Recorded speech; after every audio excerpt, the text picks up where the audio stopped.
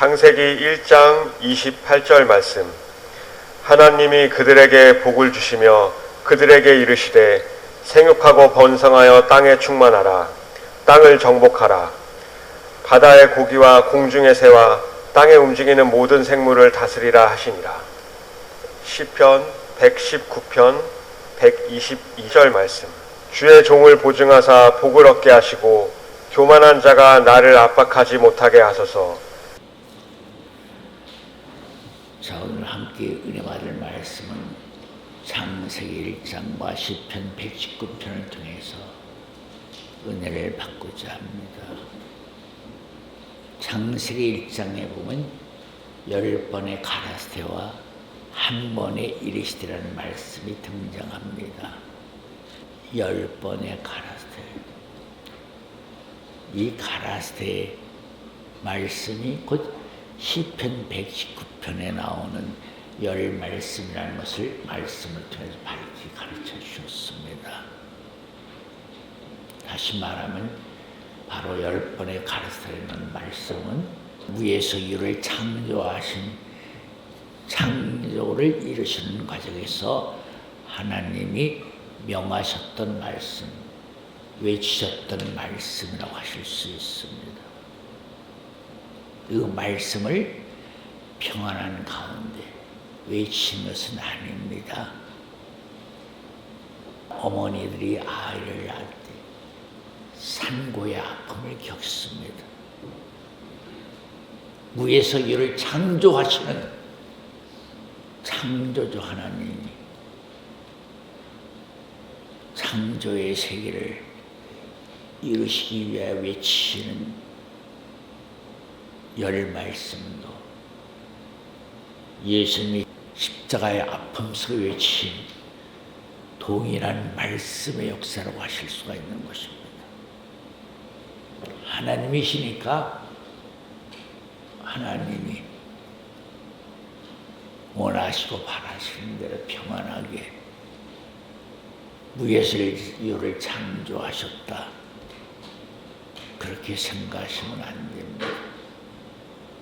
피조물 우리들도 어떤 물건을 만들려고 할 때 많은 시간이 필요로 하기도 하고 그 물건을 만들어 가는데 재료, 원료 또 정성도 지극히 필요하다. 그렇기 때문에 무에서 유를 창조하시는 창조주 하나님 외치시는 10마디 가라스테의 말씀은 정말 예수님이 십자가에서 외친 7 말씀과 같은 입장에서 외친 말씀이셨다 하는 사실을 잊지 말아야 되는 것입니다. 10마디의 말씀으로 10번의 가라스테로 무에서 유를 창조하신 창조의 세계 속에서 창세기 1장 28절 이르시되는 말씀을 하셨습니다. 그래서 순서적으로 말하는 10번의 말씀과 11번째 말씀을 통해서 하나님이 무에서 유를 창조하셨는데 11번째 말씀은 창조진 대상들에게 다시 주시는 말씀이라는 것을 우리는 분명히 알아야 됩니다. 그러니까 10번째까지 말씀과 11번째 말씀은 차이가 있는 것입니다. 이르시되의 말씀은 차이가 있는 것입니다. 가라사대의 말씀으로 창조하신 창조의 대상들 중에서 이르시되의 말씀을 주신 것입니다. 이 말씀은 이런 의미도 됩니다. 야곱이 네 여자를 통해서 자식을 생산합니다. 리아를 통해서 네 아들을 낳고 비라를 통해서 2 아들을 낳고 실바를 통해서 2 아들을 낳고 다시 합한 채의 사건으로 레아가 아들을 낳습니다. 그리고 나서 라헬을 생각하신지라. 그래서 라헬을 통해서 11번째 요셉을 낳습니다. 뜻의 입장으로 본다면 야곱이 10아들을 낳는다는 것은 마치 위에서 이를 창조한 세계라고 말한다면 라헬을 생각하사 요셉을 준 것은 위에서 이를 창조한 창조의 대상들에게, 또 창조의 대상들 전체가 아니라 창조의 대상들 중에서 특별한 사람들에게 11번째 요셉 이르시되의 말씀을 주신 것이라고도 말할 수 있다. 듣기에는 간단하지만 이 말씀을 여러분들이 올바로 이해할 수 있다면 아마 큰 은혜가 되려고 생각을 합니다. 분명히 창세기 1장 28절은 창조 모든 대상들에게 준 것이 아니라 창세기 1장 26절 우리가 우리 형상대로 사람들을 만들자. 그러니까 하나님의 형상과 모양대로 지음을 받은 사람들에게만 주시는 말씀이라는 것을 알아야 됩니다. 거기서 하나님의 형상과 모양대로란 말은 에베소 4장 13절 말씀처럼 그리스도의 장성한 분량에 이르기까지 그 말씀 의미가 됩니다. 하늘에도 많은 비물질로 이루어진 사람들, 하나님의 아들들이 있습니다. 그렇다고 해서 그들이 모두 그리스도가 될 수 있는 사람들은 아닙니다. 하늘에 있는 아들들이 그리스도가 되기 위해서는 어떻게 되죠? 재창조의 법에 따라서 여인의 후손이 이 땅에 와서 로마서 1장 3절 4절 말씀처럼 죽음 속에서 부활의 능력으로 하나님 아들로 인정받아야만 그리스도가 되는 것입니다. 하늘 자체에서 그리스도가 되는 것은 아닙니다. 그렇다고 하늘 자체에서도 그리스도가 되는 길이 없느냐 하면 그렇지는 않습니다. 하늘 자체에도 그리스도가 될 수 있는 길이 있습니다. 그렇기 때문에 창세기 14장에 하나님 아들과 방불한 멜기세덱이 땅에 아브라함에게 등장할 수가 있었던 것입니다. 한마디로 일축하기에는 난해한 내용들을 가득히 담고 있는 말씀이긴 하지만 그 부분도 장차 우리가 알아가야 될 그리스도에 속한 비밀의 경륜이기도 하는 것입니다. 그러나 다시 말하면 거의가 그리스도가 되기 위해서는 여인의 후손이 이 땅에 와서 로마서 1장 3절 4절 말씀에서 죽음에서 부활의 능력으로 하나님 아들을 인정받는 사람이 곧 그리스도가 되는 것입니다. 그래서 창세기 1장 28절 말씀은 표면적으로 보면 땅과 바다와 공중에 나는 새 모든 생물의 세계를 지키고 다스리고 충만시키라 하는 축복은 곧 재창조의 세계의 말씀이 아니라 원창조의 세계에서 준 말씀이기 때문에 전 우주적인 말씀이 되는 것입니다. 한마디로 우주의 주인이 되는 그리스도들에게 주시는 말씀이다. 그렇게 생각해야 될 부분이기 때문에 그 부분은 가라사대로 말씀하지 않고 한 번에 이르시되의 말씀으로 축복해 주신 것이 된다라고 말할 수가 있는 것입니다. 무에서 유를 창조한 세계의 내용을 간략하게 얘기한다면 첫째 날 빛을 씌웠어. 하나님의 태초에 하나님이 천지를 창조하시나 땅의 공허 혼돈함 흑함이 깊은 중에 있고 하나님의 신은 수면에 운행하셨더라. 빛이 있으라 하며 빛이 있어. 빛이 하나님 보시기에 좋았더라. 그리고 첫째 날하고 분명히 말씀을 하시죠. 첫째 날은 빛을 지으셨습니다. 둘째 날은 궁창의 세계를 지으셨습니다. 궁창은 분명히 하늘이라고 되어 있습니다. 둘째 날 속에 궁창은 하늘이다. 셋째 날은 이미 지어진 그 세계에 물과 묻을 한정된 경계를 지어서 구별하는 말씀이 있고 또 땅에 뿌릴 수 있는 생명의 씨를 만드신 날이기도 합니다. 이 셋째 날 사건이 상당히 사람들에게 난해한 입장을 만들어주고 있습니다. 셋째 날 창조의 세계를 보고 오늘날 신학자들이 창세기 1장은 재창조의 세계를 말씀하고 있구나 이렇게 인정하게 되는 것입니다. 넷째 날은 궁창의 세계에 큰 광명과 작은 광명을 지으셨습니다. 다섯째 날은 어족과 날짐승의 세계를 지었고 여섯째 날은 들짐승 가축 사람을 지었습니다. 그래서 수학자, 신학자, 신대 교수, 목사들이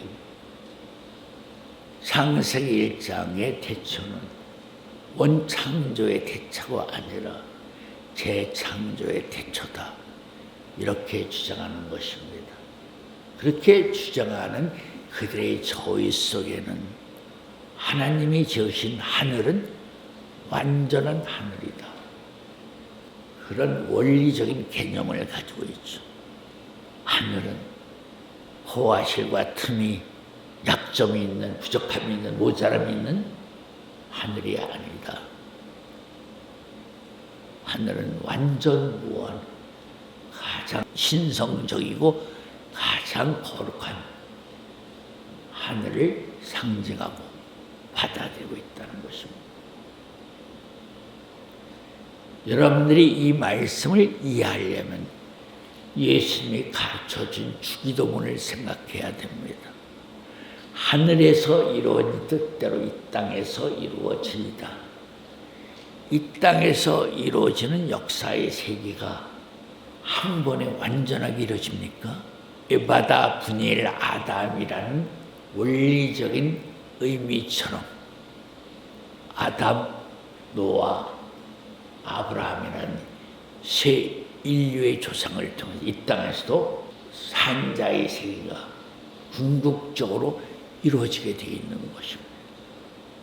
그렇기 때문에 고전 13장 10절 말씀에도 온전한 것이면 부분적 것을 펴라.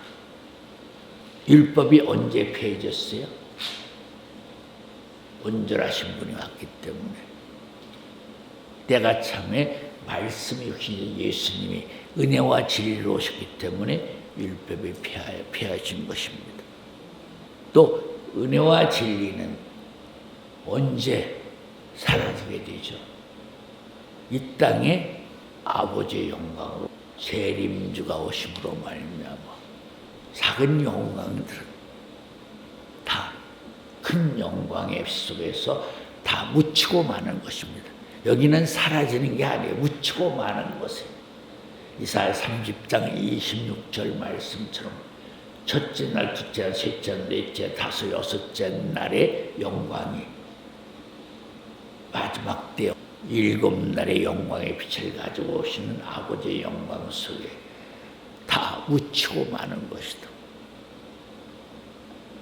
이 땅에서도 그렇게 재창조의 세계로 이루어진 지구촌에서 하늘나라가 이루어지는 과정이 도깨비 방망이 뚝딱 이루는 게 아쉽니다. 6,000년 역사의 과정을 통해서 십자가의 아픔을 통해서 이 땅에서 재창조의 세계, 흙으로 지음을 받은 이 세계가 비물질로 거룩한 영광의 세계로 변화받는 그 절정의 과정이 십자가의 아픔을 통해서 이루어진 것입니다. 작은 의미로 말하면 율법 때에 주는 모세도 십자가의 아픔을 짊어진 사람입니다. 예수님은 실체 본인으로서 십자가의 아픔을 짊어지고 완성하셨고 그 터위에서 마지막 때 아버지 때 7날의 빛이 영원을 가신 아버지가 오셔서 이 땅에서 부활이 아닌 산자의 첫 열매가 되시는 첫 사람을 탄생시켜서 하나님과 보좌 볼러 가시는 그 과정을 통해 이 땅에서 산자의 세계를 이루는 것입니다. 이 말씀을 한 저희는 이런 뜻입니다. 주기도문에서 하늘에서 이루어진 뜻대로 이 땅에서 이루어지다. 그 말씀을 역설적으로 말하면 이 땅에서 이루어진 대로 하늘도 그렇게 완전한 하늘이 이루어지는 것이다 하는 것을 우리가 알아야 됩니다. 그래서 에베소 4장 5절 6절을 한번 읽으시기 바랍니다.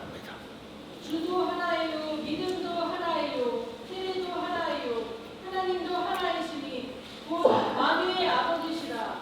만유 위에 계시고 만유를 통일하시고 만유 가운데 계시도다. 아버지의 집은 스스로 계신 하나님이 최초로 지은 집입니다. 궁창의 세계가 하나님이 지으신 두 번째 집입니다. 여기서 집이라는 말은 바로 그분이 지으신 세계라는 뜻입니다. 세 번째 지은 집은 재창조의 세계를 말하는 것입니다. 지구에서 지금 진행되고 있는 구속사의 모든 과정은 하늘에서 이루어진 과정과 똑같이 진행하고 있다는 것을 알아야 됩니다. 만유를 지으셨죠. 궁창의 세계를 지으셨죠. 궁창은 분명히 둘째 날 하늘이라고 말하고 있습니다. 하늘을 지으셨죠. 물론 재창조의 세계와 원창조의 세계는 다릅니다. 어떤 의미가 다른가? 원창조의 세계는 소멸, 사라짐이 없습니다. 영원한 세계라는 것이죠. 다시 말하면 하늘의 세계는 비물질로 이루어진 세계입니다. 어떤 재료에 의해서 이루어진 세계가 아니라 하나님이 무에서 유를 창조하신 말씀으로 창조하신 세계입니다. 그렇기 때문에 그 세계는 소멸, 죽음 자체가 없습니다. 영원한 세계이지만 죽음이라는 자체는 없는 세계입니다. 그런 세계에서 에스겔 26장, 27장, 28장을 생각하시면 됩니다. 그 장의 주인공이 누구죠? 두로를 말하고 있죠. 두로는 누구를 상징한다? 상징하는 주인공이 바로 에스겔 28장 13절 말씀이고 이사야 14장 12절 이하의 말씀이죠. 두로는 에스겔 28장 13절 말씀을 인용한다면 일곱 천사장 중에 세 번째 천사장 제 천사장 루시엘을 말하는 타락하고 나서 루시파가 된 것입니다. 하나님이 바로 궁창의 세계에 들어오기 전에는 천사들을 통해서 궁창의 세계를 다스렸어요. 그 중에 제 천사장이 하나님의 영광을 덮는 법궤를 덮는 그룹이었었죠. 이스라엘 백성들이 시내산에서 하나님 주신 미tzва 계명과 토라 율법을 받았죠. 그래서 그 계명의 도를 안치하는 것이 법궤죠. 법궤. 법궤는 곧 말씀이 임재하신 상징적인 의미, 상징적인 영광을 가지고 있죠. 하나님의 임재 함께 계신다는 영광을 가지고 있는 것이죠. 십계명이. 그러나 그때는 아직 하나님이 이 땅에 오시지 않았어요. 하나님 자신은 예수님의 구속사의 그림자인 모세가 때의 주인으로서 법궤를 하나님의 명예에 만들어서 하나님의 영광을 짊어진 상징적인 존재로서의 역사를 이어갔죠. 그러다가 이스라엘 백성들이 1세대가 다 죽고 2명만 여호수아 칼렙만 적과 끓인 가나안 땅에 들어가서 하늘나라를 상징하는 가나안 땅에 들어갔죠. 요셉의 해골을 메고 60만 3,548명은 다 뒤졌습니다. 그러나 이 세대는 들어갔어요. 20살 이하 광야에서 태어난 세대가 들어갔지만 그 세대도 결국은 하나님이 바라시고 원하시는 그런 결과를 이루지는 못했어요. 그러다가 결국 때가 참에 창세기 3장 15절 예언된 말씀처럼 예수님이 오셨죠. 예수님이 이 땅에 오신 그 모습이 아까 에베소 4장 5절 6절 말씀처럼 만유 위에 계시는 하나님이 궁창의 세계, 하늘의 세계에 들어왔다는 걸 알아야 돼요. 그래서 하늘에서 이루어진 뜻대로 이 땅에서 똑같은 역사가 반복되고 있다 하는 사실을 깨달을 줄 알아야 돼요. 그래서 주기도문 예수님이 그렇게 가르쳐 주는 것은 천사들이 주관하는 궁창의 세계에 망가지고 말았죠. 그래서 아버지의 집에 계신 하나님이 만유 안에 들어오셔서 만유를 통일하셨다. 만유 안에 들어오셨다. 하늘에서 이루어진 뜻대로 동일한 말씀의 과정을 그대로 이 땅에서 진행되고 있고 이루어지고 있다는 사실을 알아야 돼요. 이 점을 우리가 분명히 소화시키지 않으면 안 돼요. 여기서 또 한 가지 짚고 넘어야 할 것은 왜 오늘날 신학은 오늘날 하나님의 종들이 왜 창세기 1장을 재창조의 세계라고 말씀하는 것인가? 지금 한 말씀을 이해하고 깨닫고 믿지 못하기 때문에 창세기 1장의 태초를 재창조의 태초라고 말하는 것을 참 중요한 말씀이에요. 그래서 아버지의 집에 계시던 하나님 자신, 아버지 자신이 궁창의 세계에 들어오심으로써 궁창의 땅에 공허하며 혼돈하며 깊은 움직에 있는 하늘을 완전한 하늘로 만드신 것이다. 10번의 가라데와 한 번에 이르시되 이 말씀을 들으면서 우리는 하나 정리를 질 것이 하늘은 처음부터 신성한 하늘, 거룩한 하늘, 아름다운 하늘 자체는 그런 목적으로 지음을 받았지만은 그런 하늘로 만들기 위해서는 하늘에 공존하고 있는 생명체들에 의해 하늘에 공존하고 있는 하나님의 아들들과 천사들에 의해서 그런 하늘로 이루어지는 것이다. 창세기 1장의 하늘은 그렇게 존귀하고 거룩하고 신성시된 그런 하늘의 모습이 아니에요. 그렇기 때문에 창세기 1장 태초에 하나님이 천지를 창조하셨는 태초를 재창조의 태초로 말하는 것이다. 왜? 자기들이 생각하는 그런 하늘이 아니걸라. 근데 하늘에 존재하는 생명체들로 하여금 천사들과 하나님의 아들로 하여금 그런 하늘의 영광을 이뤄나가게 되어 있기 때문에 이 땅에서도 동일한 그 하늘을 이루기 위해서는 하늘에서 이런 과정이 이 땅에 동일하게 진행이 되고 있다 하는 것을 우리가 분명히 알아야 된다. 그래서 아까 에베소 4장 5절 6절 만유에 계시던 분이 할 수 없이 만유 안으로 들어오셔서, 여기 땅이라는 말은 하늘의 땅을 말하는 것입니다. 땅이 공허하고 혼돈하고 흑암이 깊음 중에 있고 하나님의 신이 운행하시더라. 그 수면에 운행하시는 하나님이 겨의 궁창의 세계를 바로 잡는다. 그래서 최종적으로 하늘을 완전한 하늘로 만들기 위해서는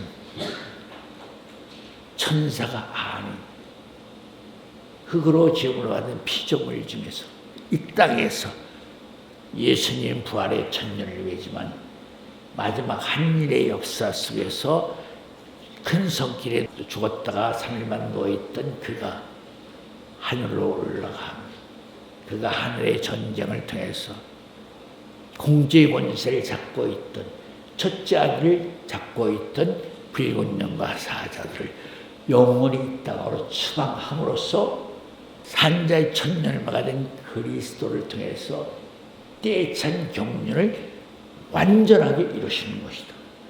그리스도로 하여금 하늘의 세계를 완전한 거룩한 영광의 세계로 회복하는 것이다.